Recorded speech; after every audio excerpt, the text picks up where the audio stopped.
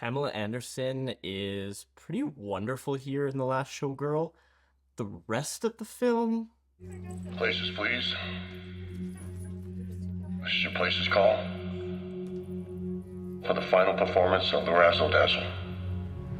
The Last Showgirl is the latest film from Gia Coppola, granddaughter, of course, of Francis Ford Coppola, who is known for crafting the greatest film of the 21st century in Megalopolis. Mostly kidding. In all seriousness, I still haven't decided exactly where I stand on Gia Coppola's work.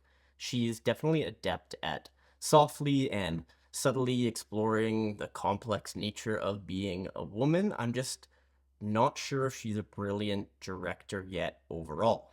In this particular film, we see Pamela Anderson as Shelley, who is a 57-year-old Las Vegas showgirl, basically facing the closure of her show, La Razzle Dazzle. Anderson herself has noted that she's basically been waiting on a script like this her entire life, and it does allow her to shine. In many ways, Anderson's career has some parallels with her character here. Her fame was initially built directly or indirectly on her body, sexuality, and the male gaze, which ultimately made her attempts to create meaningful art and to be viewed seriously in the industry. And instead, she was viewed largely as a caricature. Anderson has really been rebuilding her career recently in the way that she desires, not just with this film, but also with her role in Chicago on Broadway a few years ago.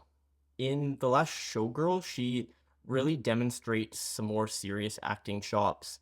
And while she isn't forced to completely transform into someone new, she's able to use some of her lived experiences to give us, the audience, a very emotional but still grounded in human performance. She's already been acknowledged by the Golden Globes and Screen Actors Guild with Best Actress nominations, although the buzz around her performance seems to have peaked and folks are starting to talk a little bit more about Jamie Lee Curtis's supporting performance. It's pretty tough to have to share the screen with such a powerhouse in Curtis, and there's definitely moments where she steals the scenes. And what I'm about to say is a pretty simplified version of their two characters, but Jamie Lee Curtis's character is essentially showing us the other side of the coin, so to speak. Anderson's unable to come to terms with her reality and still holds on to this notion of herself as an artist and wants to stay true to art, while Curtis has accepted her role and her life to an extent and is at least able to laugh about the adversity that they face. With Curtis's recent BAFTA nomination, she might actually end up with another Oscar nom here, which is deserved, maybe, but there are so many great performances this year. When it comes to the cinematography, I'm of two minds. Um, Autumn Durald Archipel does craft some really beautiful shots, but there are times where it actually takes away from the characters. The film is steeped in very faded pinks, old neons, kind of a symbol of this fading Vegas spotlight. And that, paired with the choice to shoot on film rather than digitally, adds to this kind of softness. But sometimes it goes a little bit too far with the characters almost fading into the background and details sort of being lost. A lot of this is, I'm sure, intentional, but it does seem to sacrifice some of the potential emotion or at least the emotional resonance that these characters' struggles could bring. And a bit oddly, and a bit of a side note, a significant chunk of this film is slightly out of focus. I'm not really able to offer an explanation here. It might literally be as simple as this is a lower budget picture with a quick shooting schedule, and the folks pulling focus might be a bit off, but it is something that can be pretty distracting if you're someone who notices those kind of things. At the end of the day, despite the strong performances from Anderson and Curtis, there isn't that much to hold on to.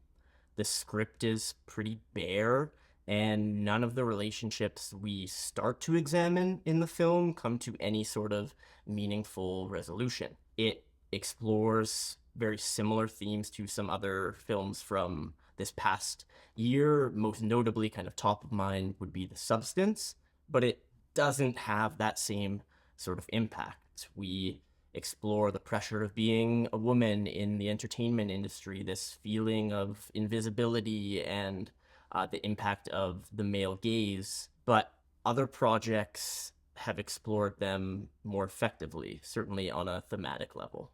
What I will say, though, which is not something that I've heard that many folks talk about, is how The Last Showgirl does bring up some interesting questions in general about the pursuit of art, or at least what we view to be art, and how we may trick ourselves into believing things about the supposed beauty of the life of the artist. The day to day reality is a lot different. Most of us struggle, most of us don't make it, and the sad reality is that most of us aren't good enough.